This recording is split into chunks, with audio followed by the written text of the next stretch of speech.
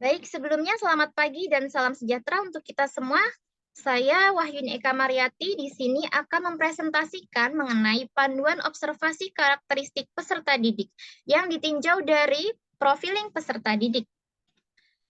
Nah, kita mengetahui bahwa karakteristik peserta didik itu ada banyak macamnya, tetapi di sini saya menggolongkan menjadi 8 bagian, yaitu yang pertama etnik, kemudian kultural, minat, motivasi, gaya belajar, status sosial, kemampuan awal, dan perkembangan. Di mana dalam perkembangan ini terbagi menjadi 5 bagian, yaitu kognitif, emosi, sosial, moral, dan motorik. Kemudian yang pertama adalah etnik. Kita mengetahui bahwa Indonesia itu merupakan negara kepulauan yang terdiri dari banyak macam suku, budaya, agama, dan etnis tertentu. Nah, di sini dalam butir observasinya, yaitu saya ingin mengetahui dari mana sajakah asal dari suku peserta didik yang ada di dalam kelas tersebut, kemudian saya ingin mengetahui bagaimana sih sikap toleransi yang terbangun dalam diri peserta didik, baik sesama suku maupun dengan yang berbeda suku. Kemudian ada kultural, tentunya dengan adanya banyak kebudayaan di sini kita diharapkan untuk bisa menyikapi dari keberagaman budaya yang ada di dalam kelas tersebut. Nah, butir observasinya adalah saya ingin mengetahui apakah peserta didik mampu menyesuaikan diri dengan budaya yang ada di sekolah, bagaimana sikap toleransinya, apakah peserta didik itu mampu menghargai perbedaan budaya yang ada atau tidak. Kemudian juga contoh dari budaya yang ada di lingkungan peserta didik yang mungkin berbeda dengan budaya yang ada di sekolah itu seperti apa. Nah, kemudian minat. Minat tentunya kita mengetahui minat seseorang itu dengan orang yang lain tentu tidak sama. Ada yang mungkin minat belajarnya itu tinggi, sedang maupun rendah. Yang dapat ditandai dengan adanya perasaan senang ketika belajar, kemudian mereka terlibat aktif dalam kegiatan pembelajaran. Kemudian observasinya adalah saya ingin mengetahui bagaimana minat belajar beserta didik dalam materi yang akan dipelajarinya. Nah, kemudian saya ingin mengetahui juga apakah mereka itu terlibat aktif dalam kegiatan pembelajaran ataukah tidak. Kemudian motivasi. Nah, di sini motivasi itu ada dua macam, yaitu motivasi intrinsik dari dalam peserta didik itu sendiri, yaitu mereka sudah memiliki kesadaran untuk belajar. Kemudian bisa juga motivasinya yaitu dari luar, seperti dari dukungan orang tua, apakah mereka itu mendapatkan dukungan, motivasi dari orang tua, guru, maupun teman atau yang lainnya ya. Nah, itu namanya motivasi ekstrinsik. Nah, di sini pada butir observasinya yaitu saya ingin mengetahui apakah mereka itu sudah memiliki kesadaran dari dalam dirinya untuk belajar, kemudian apakah orang tua juga memberikan dukungan penuh terhadap perkembangan belajar mereka, dan juga saya ingin mengetahui bagaimana cara mereka untuk menjaga semangat belajarnya. Kemudian gaya belajar. Ternyata gaya belajar ini dapat mempengaruhi proses dan hasil belajarnya. Ada yang suka membaca, ada yang suka mendengarkan, ada yang suka membaca dan menulis, ada juga yang suka melakukan sesuatu. Nah, di sini butir observasinya adalah saya ingin mengetahui bahwa bagaimana sih cara peserta didik belajar di dalam kelas, baik itu secara individu maupun secara kelompok. Apakah mereka lebih suka untuk melihat informasi, kemudian memvisualkan dalam bentuk gambar, kemudian apakah mereka itu lebih suka untuk mencatat atau menandai hal yang penting, kemudian apakah mereka itu lebih suka mendengarkan materi penjelasan guru dan mengingatnya sesuai apa yang sudah didengarnya. Kemudian juga, apakah mereka itu lebih suka untuk belajar dengan melakukan sesuatu seperti berjalan-jalan dalam kelas atau menggerakkan tangannya saat belajar dan sebagainya. Kemudian status sosial. Tentunya setiap orang memiliki status sosial yang berbeda-beda. Di sini harapannya adalah tidak menjadi penghambat bagi peserta didik untuk belajar, baik secara individu maupun secara kelompok.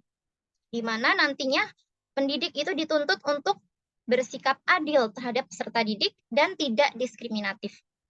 Kemudian butir observasinya adalah di sini saya ingin mengetahui bagaimana sikap toleransi yang terbangun dalam diri peserta didik mengenai status sosial yang berbeda, Kemudian, apakah dengan perbedaan status sosial itu akan mempengaruhi gaya bergaulnya peserta didik ataukah gaya belajarnya peserta didik?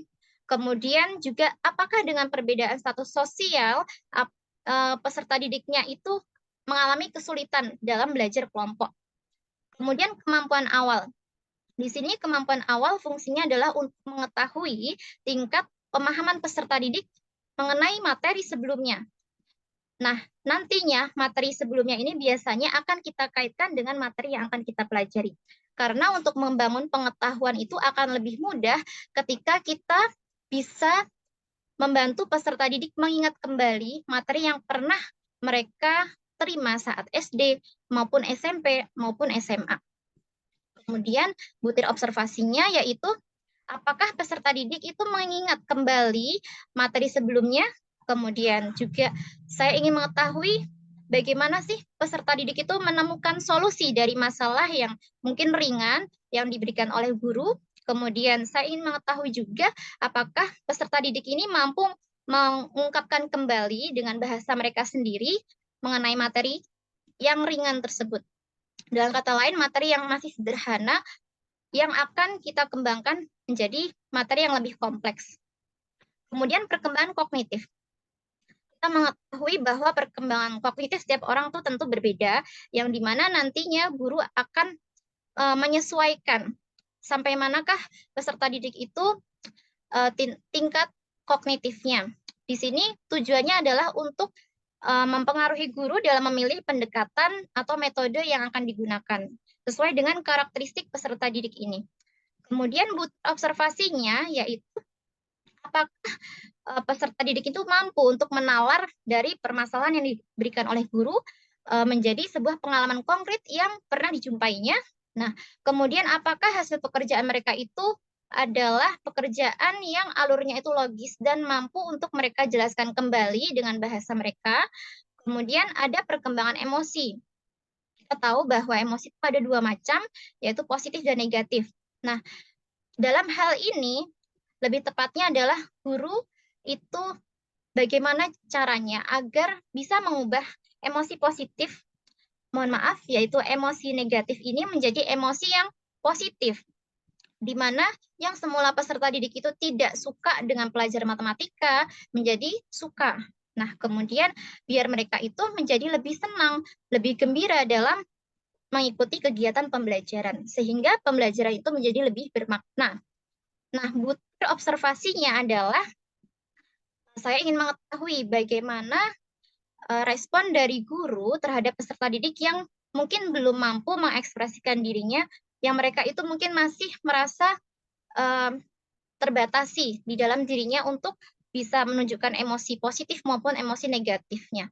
Nah, kemudian juga sejauh mana kelas itu dapat menjadi ruang ekspresi bagi peserta didik itu mengungkapkan ekspresi positif dan negatifnya. Kemudian ada perkembangan sosial.